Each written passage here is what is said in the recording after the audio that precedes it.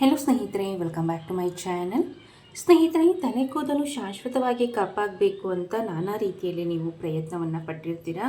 But ನೀವು hair ಡೈಗಳನ್ನು, hair ಕಲರ್ಗಳನ್ನು use ಮಾಡೋದ್ರಿಂದ ಅದು ನಿಮ್ಮ ತಲೆ ಕೂದಲನ್ನು ಶಾಶ್ವತವಾಗಿ ಕಪ್ಪಾಗಿಸೋದಿಲ್ಲ. ಅದು ಟೆಂಪ್ರವರಿ ರಿಸಲ್ಟ್ ಆಗಿರುತ್ತೆ.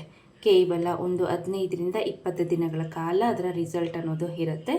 ನಂತರ ನಾರ್ಮಲ್ ನಿಮ್ಮ ತಲೆ ಕೂದಲು ಯಾವ ಕಲರ್ ಇರುತ್ತೋ, ವೈಟ್ ಅಂದರೆ ವೈಟ್ ಆಗಿರ್ಬೋದು, ಗ್ರೇ ಕಲರ್ ಆಗಿರ್ಬೋದು, ಅದೇ ಒಂದು ಕಲರ್ಗೆ ಟರ್ನ್ ಆಗ್ತಾ ಬರುತ್ತೆ ಅಂತಲೇ ಹೇಳ್ಬೋದು. ಸುಮ್ಮನೆ ಹೇಳಬೇಕು ಅನ್ನೋದಾದರೆ, ಬಾಯಿ ಮಾತಲ್ಲಿ ಹೇಳಬೇಕು ಅನ್ನೋದಾದರೆ, ಗೋಡೆ ಮೇಲೆ ಸುಣ್ಣ ಬಳ್ದಾಗೆ ಮಳೆ ಬಂತು ಅಥವಾ ನೀರು ಬಿತ್ತು ಅನ್ನೋದಾದರೆ ಆ ಕಲರ್ ಅನ್ನೋದು ನಾರ್ಮಲ್ಲಾಗಿ ಯಾವ ಕಲರ್ ಇರುತ್ತೋ ಅದೇ ಕಲರ್ಗೆ ಟರ್ನ್ ಆಗ್ತಾ ಬರುತ್ತೆ. ಅಷ್ಟೇ. ಬಟ್ ಆಳವಾಗಿ ನಿಮ್ಮ ತಲೆ ಕೂದಲನ್ನು ಶಕ್ತಿಯುತಗೊಳಿಸಿ ನಿಮ್ಮ ತಲೆ ಕೂದಲನ್ನು ಕಪ್ಪಾಗಿಸೋದಕ್ಕೆ ಈ ಒಂದು ಮೆಥಡ್ನ ನೀವು ಫಾಲೋ ಮಾಡಬೇಕಾಗತ್ತೆ. ಅಂದರೆ ಈ ಒಂದು ಹೇರ್ ಆಯಿಲ್ನ ಮುಖಾಂತರ ನಿಮ್ಮ ತಲೆ ಕೂದಲನ್ನು ಶಾಶ್ವತವಾಗಿ ಕಪ್ಪಾಗಿಸ್ಬೋದು. ಬನ್ನಿ, ತಡ ಮಾಡ್ದೇನೆ ಈ ಒಂದು ಹೇರ್ ಆಯಿಲ್ನ ಯಾವ ರೀತಿಯಾಗಿ ರೆಡಿ ಮಾಡೋದು ಅಂತ ಈ ವಿಡಿಯೋನಲ್ಲಿ ನಾನು ನಿಮಗೆ ತಿಳಿಸ್ಕೊಡ್ತಾ ಬರ್ತೀನಿ. ಈ ಒಂದು ಹೇರ್ ಆಯಿಲ್ನ ರೆಡಿ ಮಾಡೋದಕ್ಕೆ ಮೊದಲನೇದಾಗಿ ನಾನು ಕಲೋಂಜಿ ಸೀಡ್ಸ್ ಪೌಡರ್, ಅಂದರೆ ಕಲೋಂಜಿ ಬೀಜವನ್ನು ಕಲೋಂಜಿ ಸೀಡ್ಸನ್ನು ತೆಗೆದುಕೊಂಡು ಬಿಸಿಲಲ್ಲಿ ಸ್ವಲ್ಪ ಹೊತ್ತು ಒಣಗಿಸಿ ಅದನ್ನೇನು ಮಾಡಿದ್ದೀನಿ ಅನ್ನೋದಾದರೆ ಮಿಕ್ಸಿಗೆ ಹಾಕಿ ಡೈರೆಕ್ಟಾಗಿ ಪೌಡರ್ ಮಾಡಿ ಇಟ್ಕೊಂಡಿದ್ದೀನಿ. ಆ ಒಂದು ಪೌಡರ್ನ 1 ಟೇಬಲ್ ಸ್ಪೂನ್ ಆಗುವಷ್ಟು ನಾನು ಇಲ್ಲಿ ತೆಗೆದುಕೊಂಡಿದ್ದೀನಿ. ಕಲೋಂಜಿ ಸೀಡ್ಸ್ ಅಥವಾ ಕಪ್ಪು ಜೀರಿಗೆ, ನಿಮಗೆ ಇದು ಎಲ್ಲ ಒಂದು ಗ್ರಂಥಿಕೆ ಅಂಗಡಿಗಳಲ್ಲಿ ಆನ್ಲೈನಲ್ಲಿ ಸುಲಭವಾಗಿ ಸಿಗುತ್ತೆ. ಮೇಯ್ನಾಗಿ ತಲೆ ಕೂದಲನ್ನು ಕಪ್ಪಾಗಿಸೋದ್ರಲ್ಲಿ ನಂಬರ್ 1 ಆಗಿ ಕೆಲಸ ಮಾಡುತ್ತೆ. ಈಗ ಆಲ್ರೆಡಿ ಬಂದಿರುವಂತಹ ಬಿಳಿ ಕೂದಲನ್ನು ಯಾರು ಏನು ಮಾಡೋದಕ್ಕಾಗೋದಿಲ್ಲ. ಬಟ್ ಈಗ ತಾನೇ ಸ್ಟಾರ್ಟ್ ಆಗಿದೆ ಬಿಳಿ ಕೂದಲು, ಅಲ್ಲೊಂದು ಇಲ್ಲೊಂದು ಬರ್ತಿದೆ, ಅದು ಜಾಸ್ತಿ ಆಗಬಾರ್ದು. ಎಷ್ಟಿದೆಯೋ ಅಷ್ಟೇ ಇರಬೇಕು. ಮುಂದೆ ಬರುವಂತಹ ಬಿಳಿ ಕೂದಲನ್ನು ತಡೆದು ನಿಮ್ಮ ತಲೆ ಕೂದಲನ್ನು ಶಾಶ್ವತವಾಗಿ ಕಪ್ಪಾಗಿಸಬೇಕು ಅನ್ನೋದಾದರೆ ಈ ಒಂದು ಕಲೋಂಜಿ ಸೀಡ್ಸ್ ನಂಬರ್ 1 ಆಗಿ ಕೆಲಸ ಮಾಡುತ್ತೆ ಅಂತಲೇ ಹೇಳ್ಬೋದು. ಮತ್ತು ಹೇರ್ ಗ್ರೋತ್ಗೆ ಸಹ ಕೂಡ ತುಂಬಾ ಒಳ್ಳೆಯದು. ಆ ಕಾರಣಕ್ಕಾಗಿ ನಾನು ಇಲ್ಲಿ 1 ಟೇಬಲ್ ಸ್ಪೂನ್ ಆಗುವಷ್ಟು ಕಲೋಂಜಿ ಸೀಡ್ಸ್ ಪೌಡರನ್ನು ತೆಗೆದುಕೊಂಡಿದ್ದೀನಿ. ನಂತರ ಒಂದು 1/2 ಟೇಬಲ್ ಸ್ಪೂನ್ ಆಗುವಷ್ಟು ಇನ್ಸ್ಟಂಟ್ ಕಾಫಿ ಪೌಡರ್, ನಾನು ಇಲ್ಲಿ ಬ್ರೂ ಇನ್ಸ್ಟೆಂಟ್ ಕಾಫಿ ಪೌಡರ್ನ ಯೂಸ್ ಮಾಡಿದ್ದೀನಿ. ನೀವು ಬೇಕಿದ್ದಲ್ಲಿ ನೆಸ್ಕಫೆ ಸನ್ರೈಸ್ನ ಸಹ ಕೂಡ ಯೂಸ್ ಮಾಡ್ಕೊಳ್ಬಹುದು.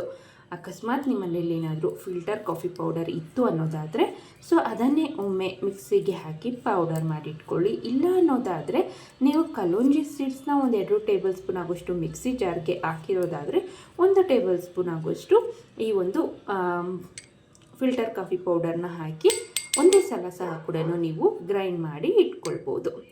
ಕಾಫಿ ಪೌಡರ್ನ ಹಾಕಿದ ನಂತರ ಮೊದಲನೇದಾಗಿ ಡ್ರೈ ಮಿಕ್ಸ್ ಮಾಡ್ಕೊಳ್ಳಿ. ನಂತರ ಇದಕ್ಕೆ ನಿಮಗೆ ಎಷ್ಟು ಬೇಕೋ ಅಷ್ಟು ತೆಂಗಿನ ಎಣ್ಣೆನ ಹಾಕ್ಕೊಳ್ಬೇಕಾಗತ್ತೆ. ನಾನು ಇಲ್ಲಿ ಓಟ್ ಪ್ರೆಸ್ಟೆಡ್ ಕೋಕೋನಟ್ ಆಯಿಲ್ನ ಯೂಸ್ ಮಾಡ್ತಿದ್ದೀನಿ. ನೀವು ಬೇಕಿದ್ದಲ್ಲಿ ಪ್ಯಾರಾಚೂಟ್ ಕೋಕೋನಟ್ ಆಯಿಲ್ನ ಸಹ ಕೂಡ ಯೂಸ್ ಮಾಡ್ಕೊಳ್ಬಹುದು. ಇಲ್ಲ ಅನ್ನೋದಾದರೆ ಅಟ್ ಪ್ರೆಸೆಂಟ್ ನೀವು ಯಾವ ಒಂದು ಹೇರ್ ಆಯಿಲ್ನ ಯೂಸ್ ಮಾಡ್ತಿದ್ದೀರೋ ಅದನ್ನೇ ಮಿಕ್ಸ್ ಮಾಡಿ ಸಹ ಕೂಡ ಯೂಸ್ ಮಾಡ್ಕೊಳ್ಬಹುದು. ಇವಿಷ್ಟನ್ನು ಹಾಕಿದ ನಂತರ ಚೆನ್ನಾಗಿ ಮಿಕ್ಸ್ ಮಾಡಿ 1-2 ಗಂಟೆಗಳ ಕಾಲ ಹಾಗೆ ಪಕ್ಕಕ್ಕೆ ಇಡಿ. ಯಾಕೆ ಅನ್ನೋದಾದರೆ ಅದರಲ್ಲಿರುವಂಥ ಅಷ್ಟು ಗುಣಗಳು ಸಹ ಕೂಡ ಈ ಒಂದು ಹೇರ್ ಆಯಿಲ್ಗೆ ಬಿಟ್ಕೊಳ್ತಾ ಬರುತ್ತೆ. ಆ ಕಾರಣಕ್ಕಾಗಿ ಕಾಫಿ ಪೌಡರೂ ಅಷ್ಟೇ ಸ್ನೇಹಿತರೆ, ತಲೆ ಕೂದಲನ್ನು ಕಪ್ಪಾಗಿಸೋದ್ರಲ್ಲಿ ನಂಬರ್ 1 ಆಗಿ ಕೆಲಸ ಮಾಡುತ್ತೆ ಅಂತಲೇ ಹೇಳಬಹುದು. 2 ಗಂಟೆಗಳ ಕಾಲ ಹಾಗೆ ಪಕ್ಕಕ್ಕೆ ಇಟ್ಟು ನಂತರ ಈ ಒಂದು ಹೇರ್ ಆಯಿಲ್ನ ನೀವು ಯೂಸ್ ಮಾಡೋದಕ್ಕೆ ರೆಡಿ ಆಗಿರುತ್ತೆ. ಈ ಒಂದು ಹೇರ್ ಆಯಿಲ್ನ ಒಮ್ಮೆ ಶೋಧಿಸ್ಕೊಳ್ಳಿ. ಯಾಕೆ ಅನ್ನೋದಾದರೆ ನೋಡ್ಬೋದು ಆ ಒಂದು ಪೌಡರ್ ಅನ್ನೋದು ಹಾಗೆ ಇದೆ. ಒಮ್ಮೆ ಶೋಧಿಸ್ಕೊಳ್ಳಿ. ಇಲ್ಲ ಅನ್ನೋದಾದರೆ ಡೈರೆಕ್ಟಾಗಿ ಹಾಗೆ ಸಹ ಕೂಡ ಹಚ್ಕೊಳ್ಬೋದು. ತಲೆಗೆ ಸ್ನಾನ ಮಾಡೋದಕ್ಕಿಂತ ಒಂದು 3ರಿಂದ 4 ಗಂಟೆಗಳ ಮುಂಚಿತವಾಗಿ ಈ ಒಂದು ಹೇರ್ ಆಯಿಲ್ನ ತಲೆಯ ಬುಡಕ್ಕೆ, ತಲೆ ಕೂದಲಿಗೆಲ್ಲ ಸಹ ಕೂಡ ಹಚ್ಚಿ ಒಂದು 3ರಿಂದ 4 ಗಂಟೆಗಳ ಕಾಲ ಹಾಗೆ ಬಿಟ್ಟು ನಂತರ ನೀವು ಯೂಸ್ ಮಾಡುವಂಥ ಶ್ಯಾಂಪೂನ ಯೂಸ್ ಮಾಡಿ ಹೇರ್ ವಾಶ್ ಮಾಡಿದ್ರೆ ಆಯಿತು. ಇದೇ ರೀತಿಯಾಗಿ ವಾರಕ್ಕೆ ಒಮ್ಮೆ ಈ ಒಂದು ಹೇರ್ ಆಯಿಲ್ನ ತಪ್ಪದೆ ನೀವು ತಲೆಗೆ ಹಚ್ತಾ ಬಂದರೆ ನಿಮ್ಮ ತಲೆ ಕೂದಲು ಶಾಶ್ವತವಾಗಿ ಕಪ್ಪಾಗುತ್ತೆ. ಮತ್ತು ಲಾಂಗ್ ಹೇರ್ ಮತ್ತು ಹೇರ್ ಗ್ರೋತ್ಗೂ ಸಹ ಕೂಡ ತುಂಬಾ ಸಹಾಯ ಮಾಡುತ್ತೆ. ಏರ್ ಫಾಲ್ನ ಕಡಿಮೆ ಮಾಡೋದಕ್ಕೆ ಸಹ ಕೂಡ ಸಹಾಯ ಮಾಡುತ್ತೆ. ಇದಿಷ್ಟು ಈ ಮಾಹಿತಿ ಆಗಿತ್ತು ಸ್ನೇಹಿತರೆ. ಈ ವಿಡಿಯೋ ನಿಮಗೆ ಇಷ್ಟ ಆಗಿದೆ ಅಂದ್ಕೊಂಡಿದ್ದೀನಿ. ಇಷ್ಟ ಆಗಿದ್ದಲ್ಲಿ ದಯವಿಟ್ಟು ಲೈಕ್ ಮಾಡಿ.